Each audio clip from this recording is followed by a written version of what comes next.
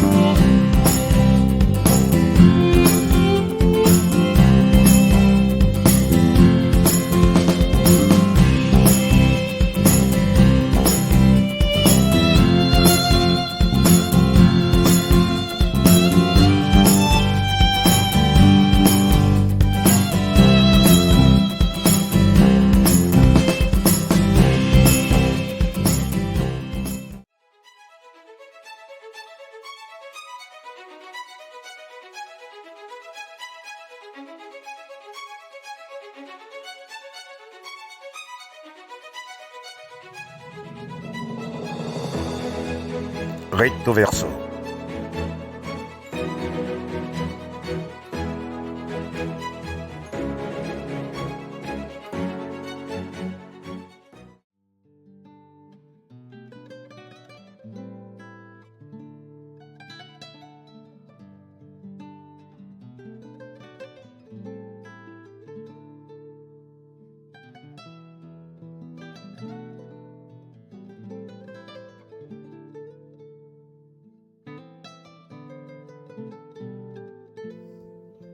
Après 13 ans de mariage, Nicolas-Auguste Verlaine et son épouse Elisa Stéphanie Deshaies donnent naissance, le 30 mars 1844, au 2e rue de la Haute-Pierre à Metz, à un fils qu'ils prénomment Paul-Marie, en reconnaissance à la Vierge Marie pour cette naissance tardive.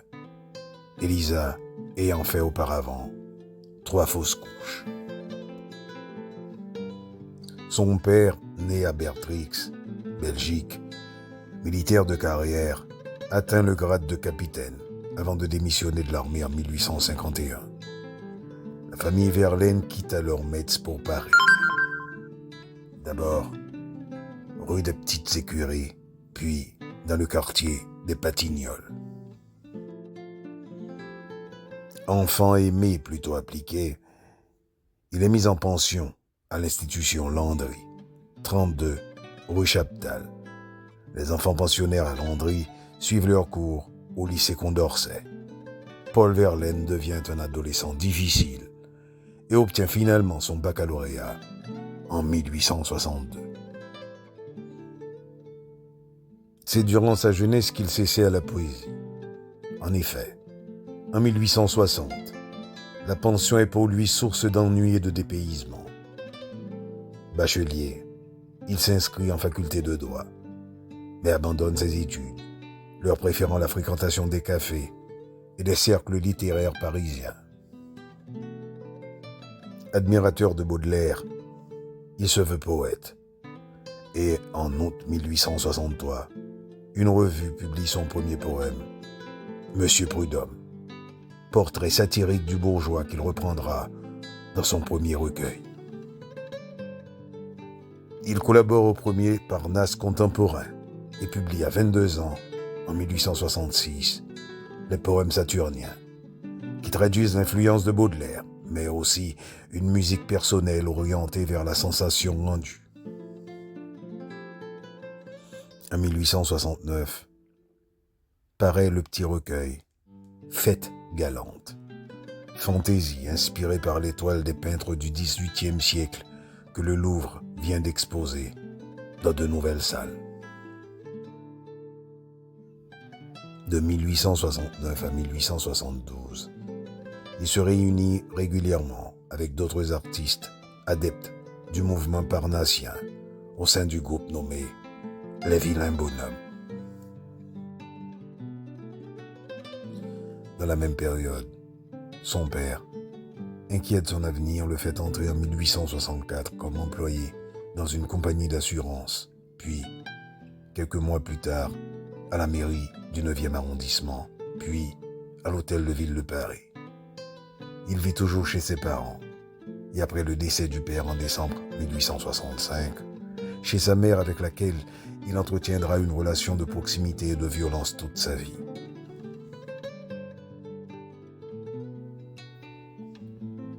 Paul Verlaine est aussi très proche de sa chère cousine Elisa, orpheline recueillie dès 1836 et élevée par les Verlaine avec leur fils.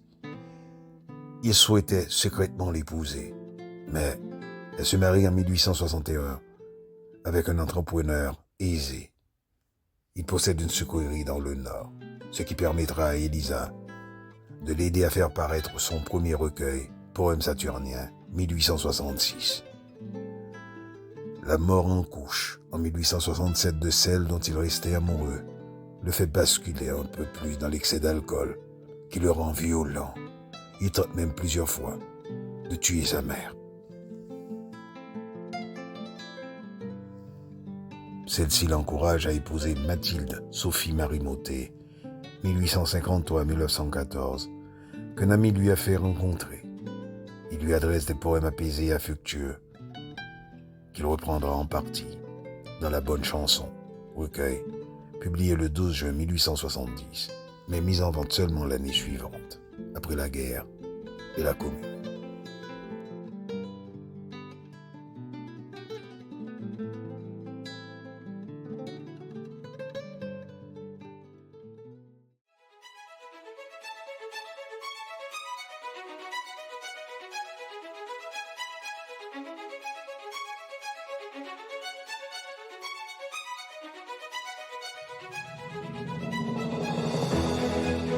Recto verso.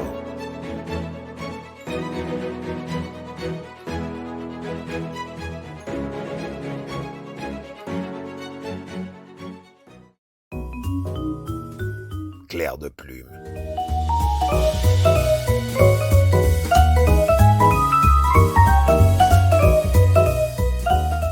Clair de plume.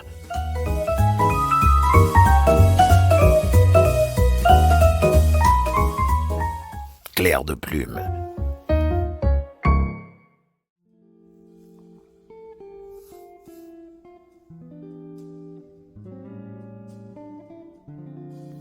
Chanson d'automne. Les sanglots longs des violons de l'automne blessent mon cœur d'une langueur monotone. Tout suffocant et blême, quand sonne l'heure, je me souviens des jours anciens et je pleure. Je m'en vais au vent mauvais qui m'emporte de ça, de là, pareil à la feuille morte.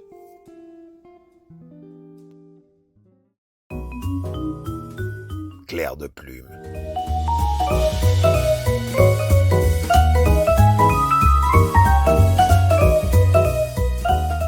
Clair de plume.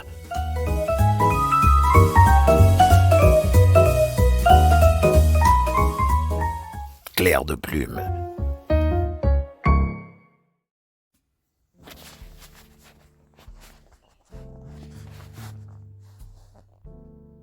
Lettre. Éloignez de vos yeux, madame, par des soins impérieux, j'en prends tous les dieux à témoin. Je languis et je meurs, comme c'est ma coutume, en pareil cas, et vais le cœur plein d'amertume, à travers des soucis, où votre ombre me suit, le jour dans mes pensées, dans mes rêves la nuit, et la nuit le jour, adorable madame. si bien qu'enfin mon corps faisant place à mon âme, je deviendrai fantôme à mon tour, aussi, moi. Et qu'alors, parmi le lamentable émoi, des enlacements vains et des désirs sans nombre, mon ombre se fondra pour jamais dans votre ombre.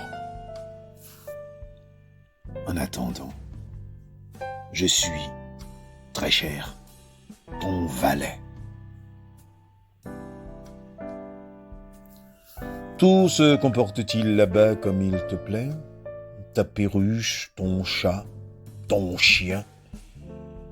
La compagnie est-elle toujours belle?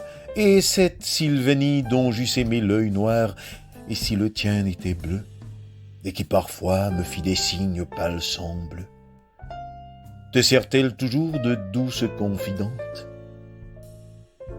Oh, madame, un projet impatient me hante, de conquérir le monde et tous ses trésors pour mettre à vos pieds ce gage. Indigne d'un amour égal à toutes les flammes les plus célèbres qui des grands cœurs aient fait resplendir les ténèbres. Cléopâtre fut moins aimée, oui, sur ma foi, par Marc-Antoine et par César que vous par moi. N'en doutez pas, madame. Et je saurai combattre comme César pour un sourire, ô Cléopâtre, et comme Antoine fuir au seul prix d'un baiser. Sur ce, très cher, adieu. Car voilà trop causé, et le temps que l'on perd à lire une missive n'aura jamais valu la peine qu'on l'écrive.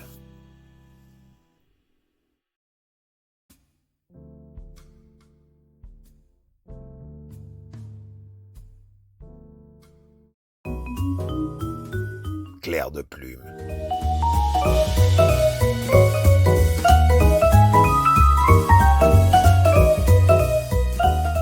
Clair de plume.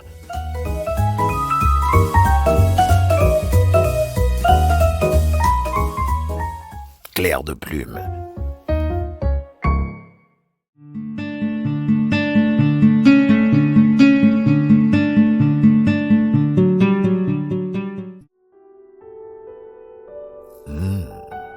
Waouh, parfum d'ivresse.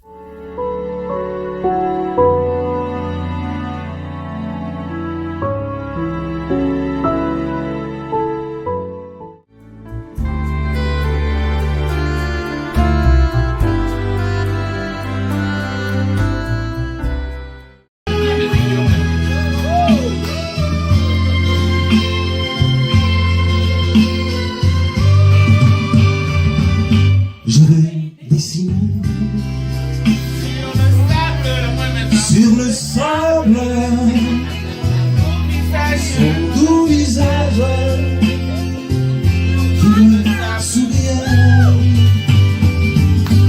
Puis il plut sur cette plage, dans cet orage. Elle a disparu et j'ai crié la ligne pour qu'elle revienne, et j'ai pleuré aux heures trop de peine. Je me suis assis auprès de son âme, et la belle dame s'était enfuie.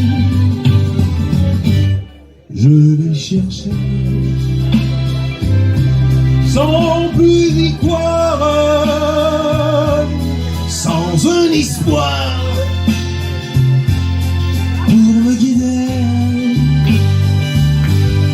Et j'ai crié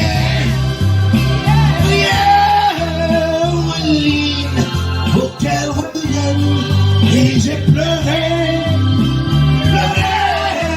aux heures, toute peine je n'ai armé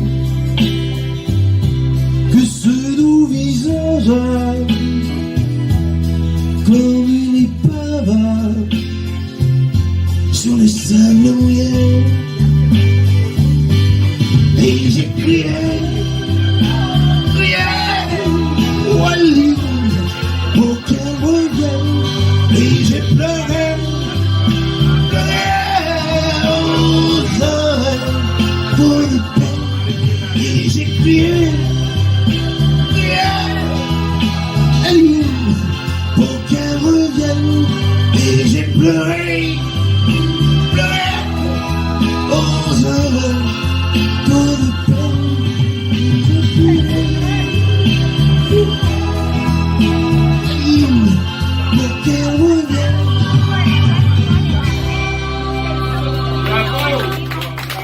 Merci beaucoup.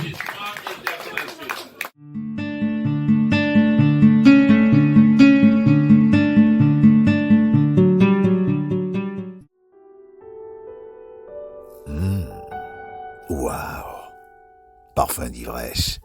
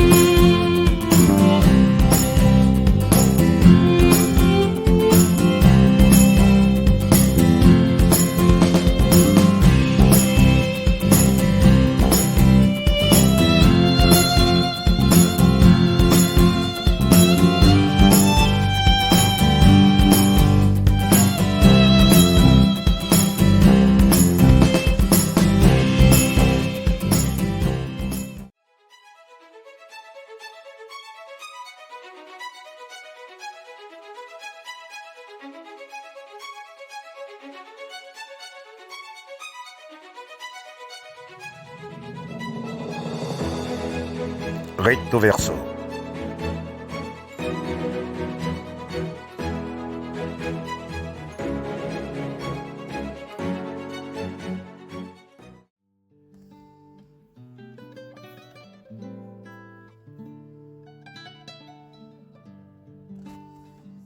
Le mariage aura lieu le 11 août 1870. Paul a 26 ans et Mathilde 17. Un enfant, Georges, naît le 30 octobre 1871. Cependant, la vie de Paul Verlaine se complique durant la période troublée de la guerre franco-prussienne et de la Commune de Paris que soutient le jeune poète. Pendant le siège de Paris par les Prussiens, il s'est engagé dans la garde nationale sédentaire, où il est de garde une nuit sur deux, dans un secteur calme.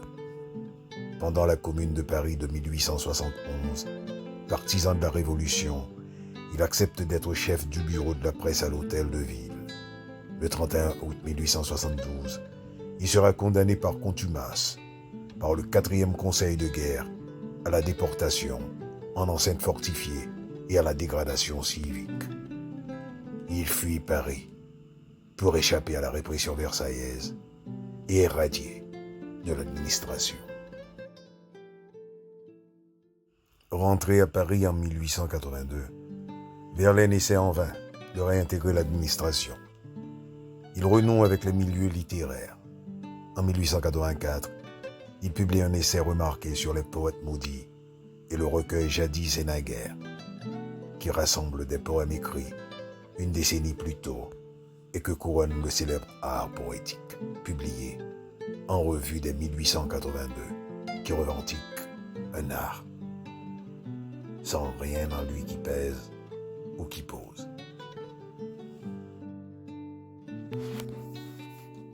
Il est alors reconnu comme un maître et un précurseur par les poètes partisans du symbolisme et du décadentisme. Dans son roman À rebours paru en 1884, J.K. Huisman lui réserve une place prééminente au sein du panthéon littéraire de ses saintes. À partir de 1887, sa célébrité dépasse même les cercles littéraires.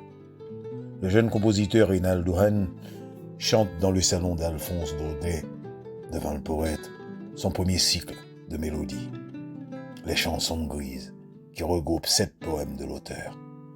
En 1894, malgré sa négligence physique et l'opprobre attaché à son nom, il est désigné comme prince des poètes. Son alcoolisme entraîne des crises de violence répétées. Il est emprisonné à Vouziers du 13 avril au 13 mai 1885 pour avoir tenté, une nouvelle fois, d'étrangler sa mère, avec laquelle il vit toujours. Elle mourra le 21 janvier 1886. Longue déchéance, sa fin de vie est quasiment celle d'un clochard, en tant qu'affaire et hôpitaux et condamné à des amours misérables. Souffrant de diabète, d'ulcère et de syphilis, il meurt d'une pneumonie aiguë le 8 janvier 1896, à 51 ans, au 39 rue Descartes, dans le 5e arrondissement de Paris. En totale rupture avec la morale de son temps, Paul Verlaine apparaît comme une figure emblématique du poète maudit, aux côtés d'Arthur Rimbaud, qu'il a fait connaître malgré leur rupture.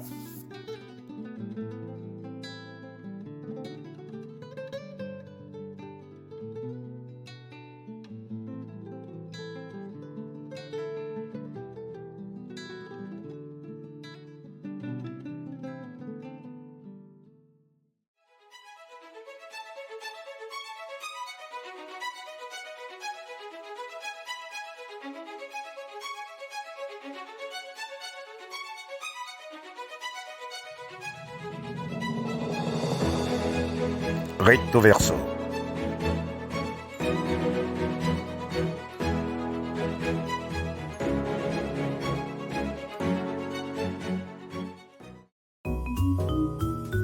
Clair de plume.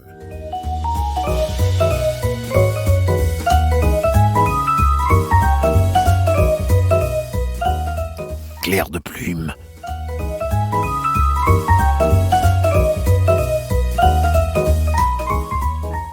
Clair de plume.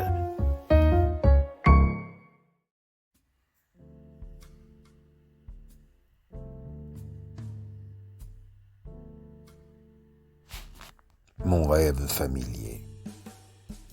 Je fais souvent ce rêve étrange et pénétrant d'une femme inconnue et que j'aime et qui m'aime et qui n'est chaque fois ni tout à fait la même, ni tout à fait une autre, et m'aime et me comprend.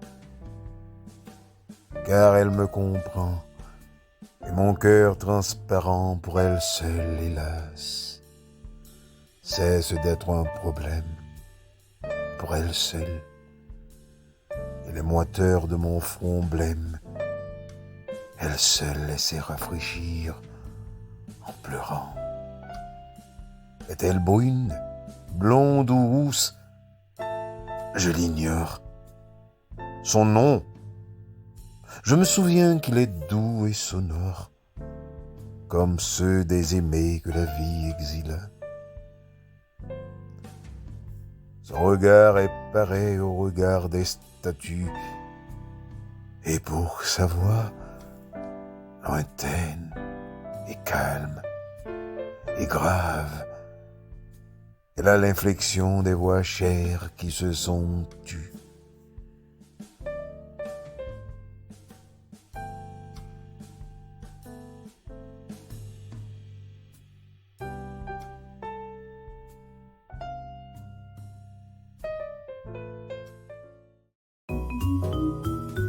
Clair de plume.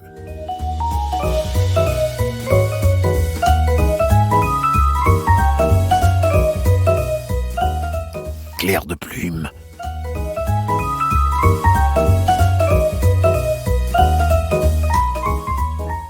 Clair de plume.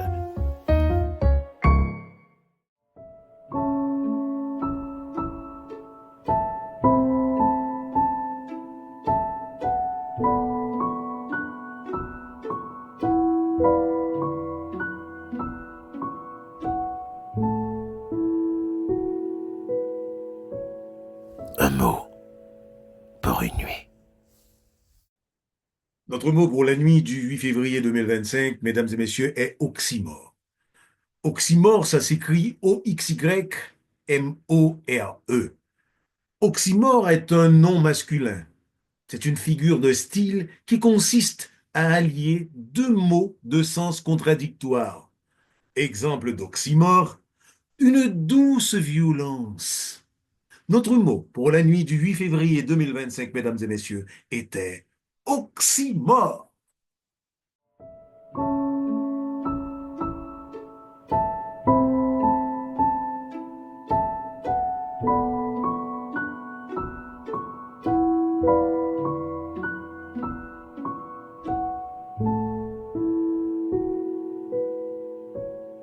Un mot pour une nuit.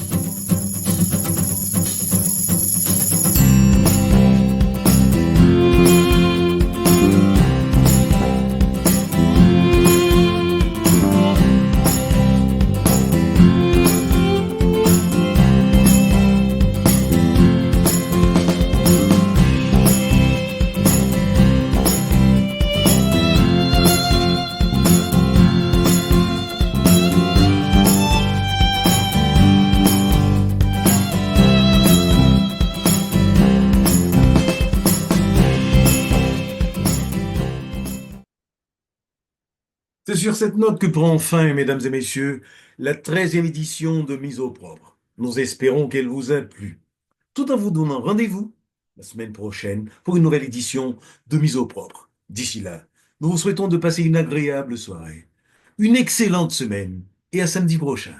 Au revoir.